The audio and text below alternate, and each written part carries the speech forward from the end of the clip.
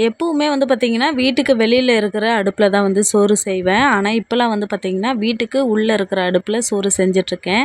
ஏன்னா, இங்க வந்து கேரளாவுல மழைக்காலம் வந்து ஸ்டார்ட் ஆயிடுச்சு. அதனால தான் சோறு வந்து வெந்து முடிச்சதுக்கப்புறம் அதே அடுப்புலயே வந்து பார்த்திங்கன்னா, குழம்பும், பொரியலும் செஞ்சுர்றேன். ஏன்னா வந்து அனல் வேஸ்ட்டா போகுது இல்லைங்களா? அதனால வந்து இதிலயே செஞ்சிடலாம் அப்படின்றதுக்காக தான். அதுக்கப்புறம் இன்றைக்கி நான் வந்து தேங்காய் அரைச்சி ஊத்தி தக்காளி குழம்பு தான் செஞ்சுருந்தேன். கேரளாவுல வந்து பார்த்திங்கன்னா, தக்காளி குழம்பு இப்படி தான் செய்வாங்க. இந்த தக்காளி குழம்ப ஒரு வீடியோவை நான் எடுத்து போடுறேன். தேவைப்படுறவங்க வந்து செக் பண்ணி பாருங்கள். அதுக்கப்புறம் இதுக்கு சிம்பிளாக உருளைக்கிழங்கு பொரியல் தான் செஞ்சுருந்தேன்.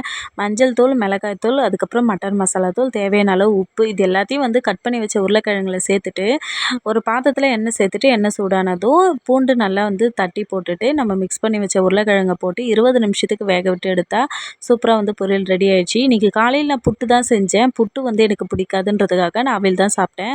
அவ்வளோதான். இந்த வீடியோ பிடிச்சா லைக் பண்ணுங்கள், சப்ஸ்கிரைப் பண்ணுங்கள். வீடியோ பார்த்ததுக்கு நன்றி.